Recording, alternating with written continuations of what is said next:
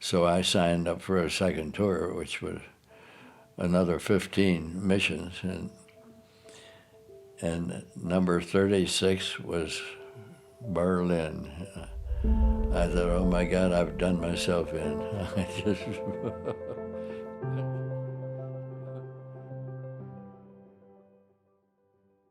I knew I was going to go in the service so much, and I wanted to fly, so I got into the Air Force. That's cool. Did you fly before, or did you just decide that that was something you wanted to do? No, I hadn't. No, not at all. About a year, I think, or maybe a little more, from the time I enlisted to the time I was called. They had so many people that they didn't have room for them.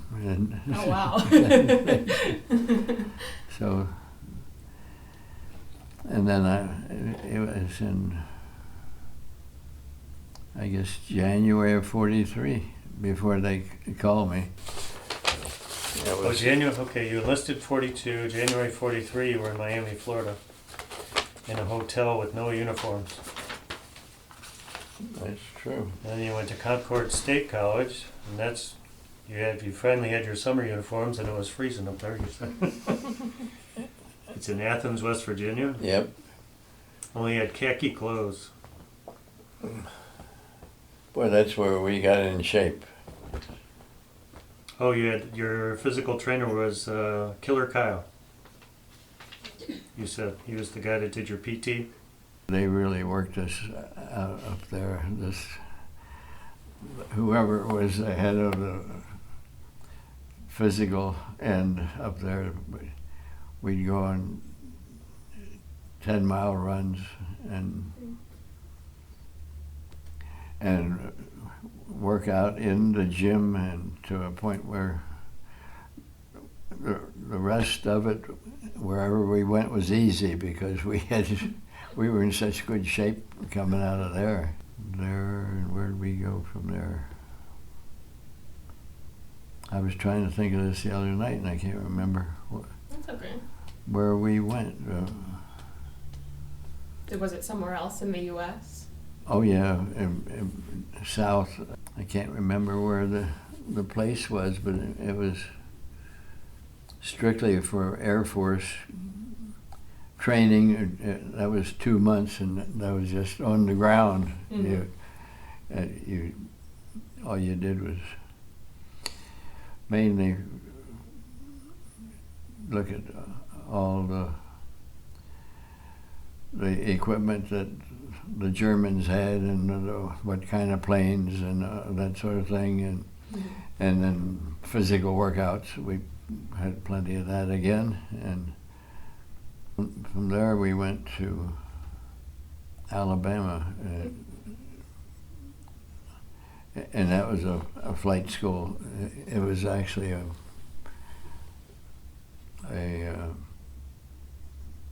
flight school for people before the war, of course, and then the Army took that over, and so we went there, and that's where we learned to fly, and we flew there for 2 months. We had to do night flying and all of the rest, and here we were. We'd only had 60 or 70 hours, but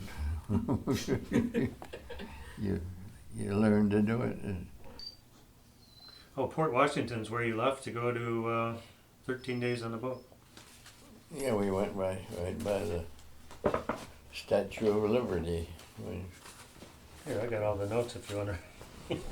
How did you get all this? Because we sat here one night and I quizzed you. Oh my God.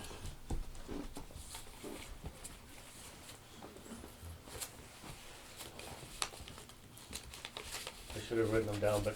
You are amazing. Oh, I made it all up. And then you had Kearney, Nebraska. You got outfitter for overseas. And you didn't know where you were going, so they even gave you mosquito nets because you didn't know where you were going to go.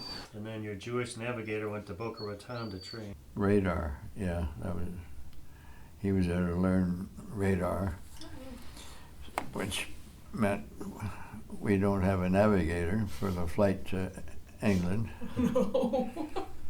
So they eventually put us on a ship, and it took us 13 days to get to England. Oh, that was a ride. My God, we ran into rough weather a few times, and that thing was rocking side to side. It was not a big ship. It was, Oh my God. a lot of them got sick, and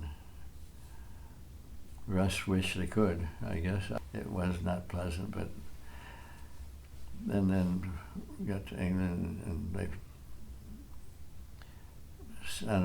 put us on a truck, and we went up to Thurley, which is where our base became. Did you like your crew? Were they all good? They were good. A couple of hillbillies. They were all nice people, actually. And the one had been in Hawaii when that was bombed by the Japanese. And he was there, and I said, "What was it like?" And he said, "I crawled in there and didn't come out for a day and a half," which I think was an exaggeration. But anyhow, he didn't see much. Yeah. Oh man. And how he got in with us, I'll never know. But anyhow, and he just kept everybody laughing the whole time. He was a blessing, really. Over the intercom and whatnot, he'd have something funny, and he'd let everybody hear it. Did he tell you one of the guys? Who was the guy, Dad, that you said he had done 70 missions, and then when the war ended in Europe, he couldn't wait to get to Japan to fight some more? It was your ball turret gunner? Yeah. What was his name? Oh, the list of guys. Here, let me get I should know his name. I can't think of his name right now. Well, 75 years ago, Jesus, just like yesterday. Deer was Russ Jarrett. Jack Lorenz was the tail gunner. Dave Davidson was the ball turret. Oh, was he the guy that wanted to sign up again? Yeah. He grew 70 missions, yeah. In a ball turret. And then he wanted to get into, over there, he wanted to get into the infantry.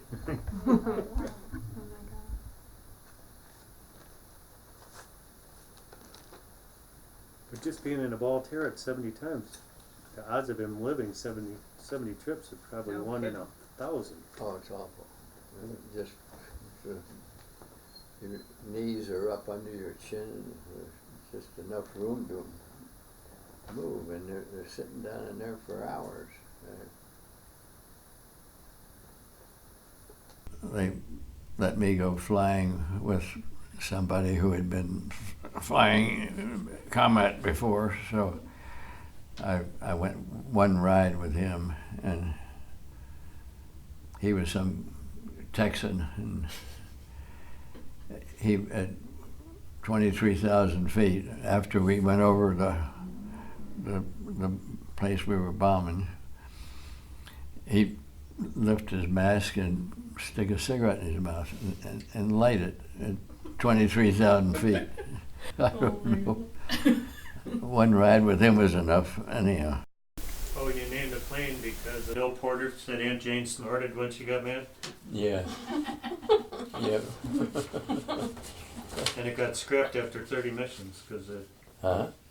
I wrote down it got scrapped after 30 missions because they shut out the hydraulics. Yeah, he did. Now, what's the Mighty Eighth? I'm not. If this was mine, I'm not sure. The 8th Air Force was the... I don't know who else. No, Jim. Yeah, it does. I'm sure they were tight back then. Yeah, pull it down. Break the glass. Here. It's- Yeah. pull my head off. You just went- There you go. Wow. You ready to take off? This must not have been mine. Pilot to tower.